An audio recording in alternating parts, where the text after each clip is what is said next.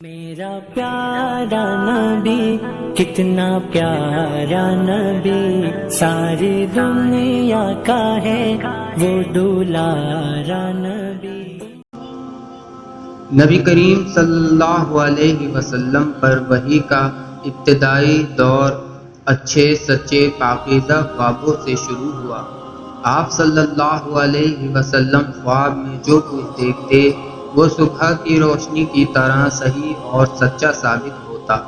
پھر من جانب قدرت آپ صلی اللہ علیہ وسلم تنہائی پسند ہو گئے اور آپ صلی اللہ علیہ وسلم نے غار حرا میں خلوت نشینی اختیار فرمائی اور کئی دن اور رات وہاں مسلسل عبادت اور یاد الہی و ذکر و فکر میں مشغول رہتے، جب تک گھر آنے کا دل نہ چاہتا توشہ ہمراہ لیے ہوئے وہاں رہتے۔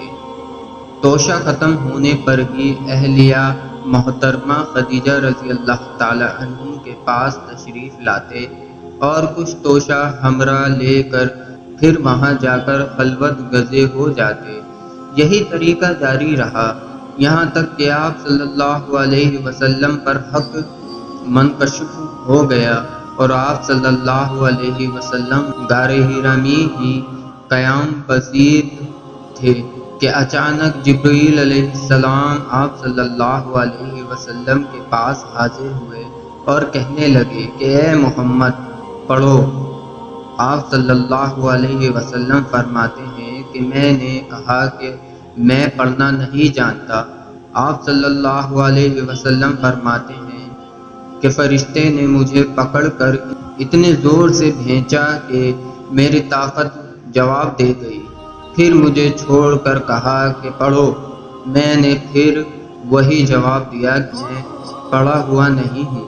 اس فرشتے نے مجھ کو نہایت ہی زور سے بھینچا کہ مجھ کو سخت تکلیف محسوس ہوئی، پھر اس نے کہا کہ پڑھ۔ میں نے کہا کہ میں پڑھا ہوا نہیں ہوں۔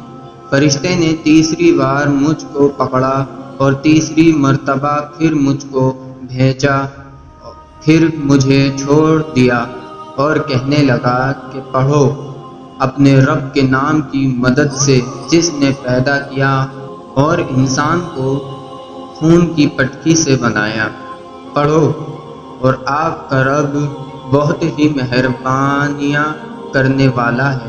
بس یہی آیتیں آپ صلی اللہ علیہ وسلم جبرائیل علیہ السلام سے سن کر اس حال میں غار حرا سے واپس ہوئے کہ آپ صلی اللہ علیہ وسلم کا دل اس انوکھے واقعے سے کانپ رہا تھا۔ آپ صلی اللہ علیہ وسلم خدیجہ کے ہاں تشریف لائے اور فرمایا کہ مجھے کمبل اڑا دو، مجھے کمبل اڑا دو۔ لوگوں نے آپ صلی اللہ علیہ وسلم کو کمبل اڑا دیا۔ جب آپ صلی اللہ علیہ وسلم کا ڈر جاتا رہا تو آپ صلی اللہ علیہ وسلم نے اپنی زوجہ محترمہ خدیجہ رضی اللہ تعالی عنہا کو تفصیل کے ساتھ یہ واقعہ سنایا اور فرمانے لگے کہ مجھ کو اب اپنی جان کا خوف ہو گیا ہے۔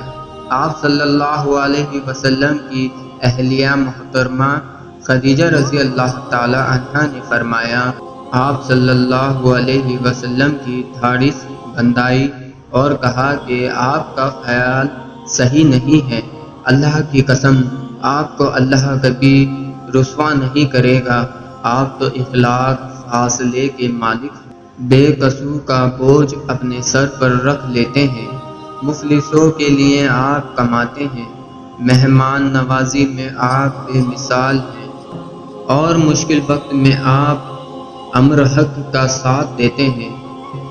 ایسے اوصاف حسنہ والا انسان یوں بے وقت ذلت و خواری کی موت نہیں پا سکتا۔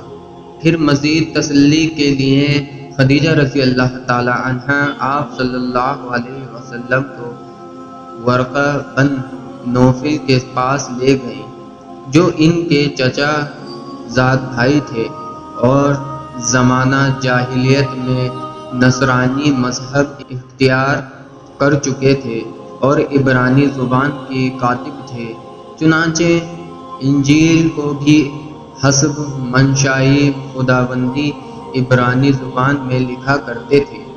انجیل سریانی زبان میں نازل ہوئی تھی، پھر اس کا ترجمہ عبرانی زبان میں ہوا۔ ورقہ اسی کو لکھتے تھے۔ وہ بہت بوڑھے ہو گئے تھے، یہاں تک کہ ان کی بینائی بھی رخصت ہو چکی تھی۔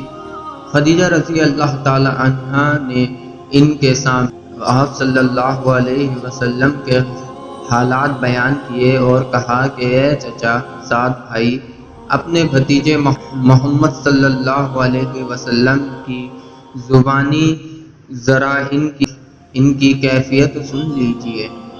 وہ بولے کہ بھتیجے، آپ نے جو کچھ دیکھا ہے اس کی تفصیل سناؤ۔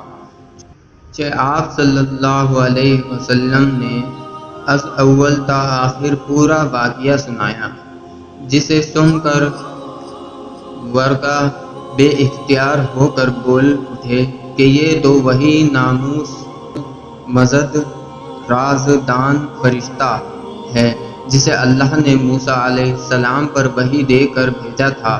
کاش میں آپ کے اس عہد نبوت کے شروع ہونے پر جوان عمر ہوتا، کاش میں اس وقت تک زندہ رہتا جب کہ آپ کی قوم آپ کو اس شہر سے نکال دے گی۔ رسول اللہ صلی اللہ علیہ وسلم نے یہ سن کر تعجب سے پوچھا کہ کیا وہ لوگ مجھ کو نکال دیں گے، حالانکہ میں تو ان میں صادق الامین و مقبول ہوں؟ ورقہ بولا، ہاں یہ سب کچھ سچ ہے، مگر جو شخص بھی آپ کی طرح امر حق لے کر آیا لوگ اس کے دشمن ہی ہو گئے۔